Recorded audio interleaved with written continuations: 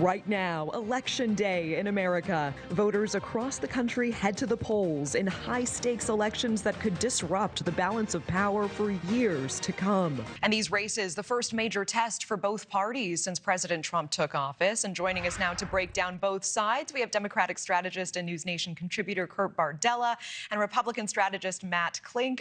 One of my favorite matchups. Gentlemen, it's so good to see you. Thanks for joining us on this Election Day. Matt, why don't we start with you? As a Republican, which elections are you watching most closely right now? And do you believe that Republicans are facing some headwinds today? Well, I think that they're facing some headwinds anyway. I mean, look, it's no secret that Kamala Harris won both Virginia and New Jersey. So what I will be interested in seeing is if Mikey Sherrill wins in New Jersey, what's the margin of victory? If Ciattarelli does somehow come out on top, that will be earth-shattering.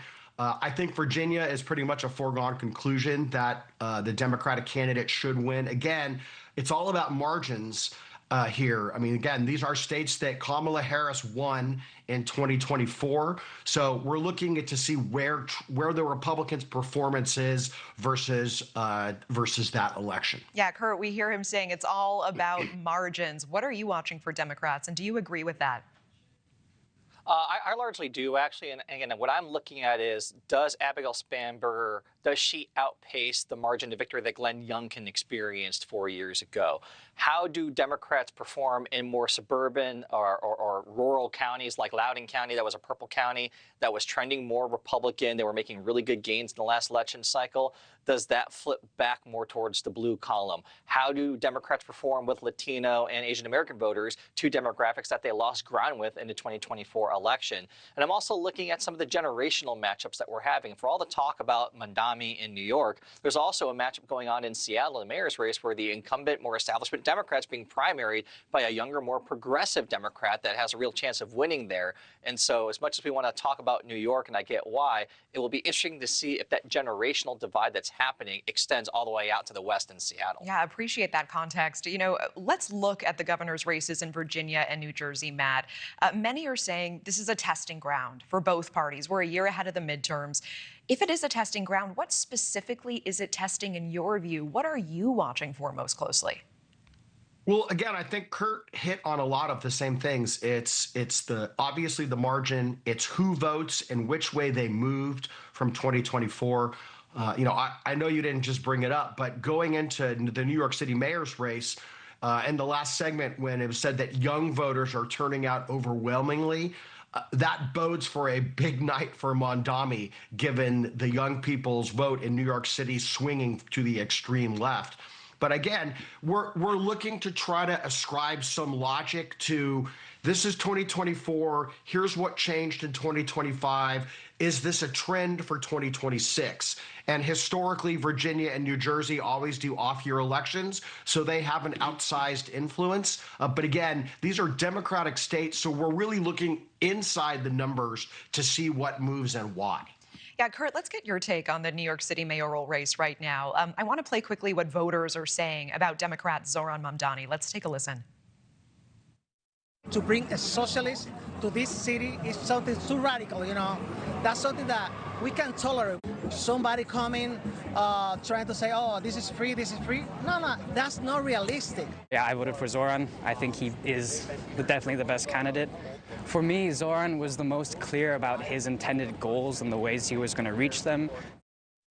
If Mamdani wins in New York City, President Trump already making it clear he will be labeling the Democratic Party in Mamdani's progressive message going forward. Kurt, I wonder, you know, it's one thing to say New York is its own place. It's a microcosm. It's not indicative of what's going on in the rest of the country. It's hyper liberal, et cetera. We were just speaking with Senator John Fetterman over the weekend, and he was saying whoever leads the Democratic Party going forward is going to need to be a centrist, is going to be moving to the middle. How does this jive with Mamdani's popularity right now in the party as he is so far left? Yeah, and again, I think that we have this tendency to, elevate and anoint people to be the so-called party leaders. I can't remember the last time that that anyone from New York was the leader of either party. It wasn't Mike Bloomberg, wasn't Rudy Giuliani, hasn't been any mayor of New York. So, I take this with a grain of salt because, listen, the Republicans were going to paint the Democratic Party as left-wing, socialist. They've been doing that the entire time. They've been doing it by elevating AOC and painting her with the same rhetoric as they will Mamdani. So no matter who wins or who loses, that's the playbook. They always do that. I think that Democratic Party's big enough to have people as far left as Mamdani, but also to the middle like Andy Beshear in Kentucky or Josh Shapiro in Pennsylvania or Wes Moore in Maryland. We got Gretchen Whitmer in Michigan. There are a lot of governors, a lot of Democrats who speak the broad spectrum of this party, and I think that's a good thing.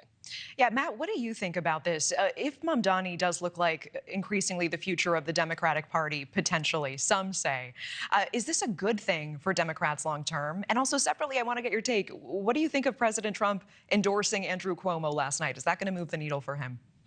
Well, yeah, I mean, it's about as tepid as an endorsement as you could possibly get. And I don't think that it's an endorsement that Cuomo is going to trumpet in New York by any stretch of the imagination. But look, the biggest challenge that Mamdani has is there's campaigning Mamdani and governing Mamdani.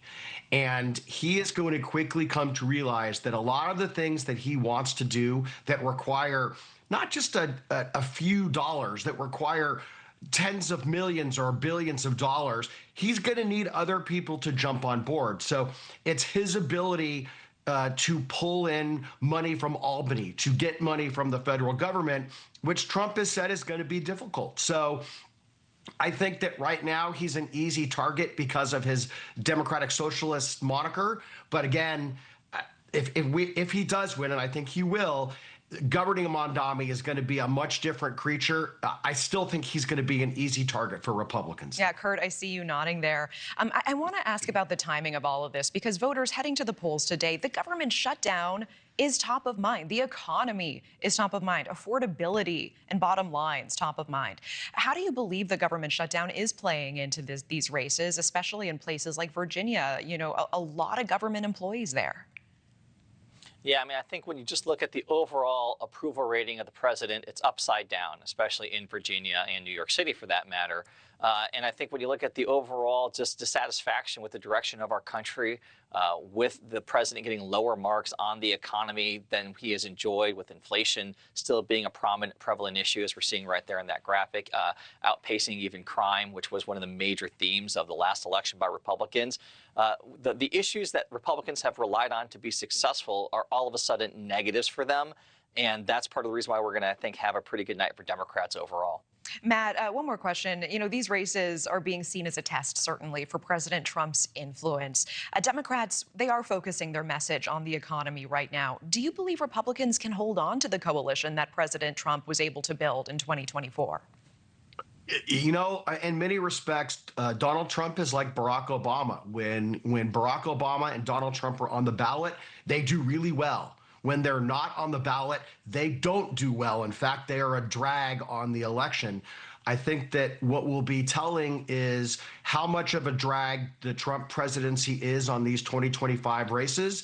And if you see, strong Democratic returns, and if Cheryl beats Chitterelli by more than 4 years ago when Chitterelli was on the ballot against Murphy, I think that people will say Trump is a drag and it's going to be a tough 2026 for Republicans.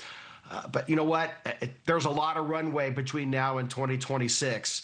So we'll see how it goes. But I do agree with Kurt. I think it is going to be a good night for Democrats. The question, again, is not the wins. It's what's the spread in the races. Is it greater than it was before, or is it less? And that will be an indicator of how much of a benefit or a detriment Donald Trump is on races across the United States. You'll notice, Matt, that in the closing moments of this campaign, it ain't Donald Trump holding rallies with people in Virginia. It's Barack Obama.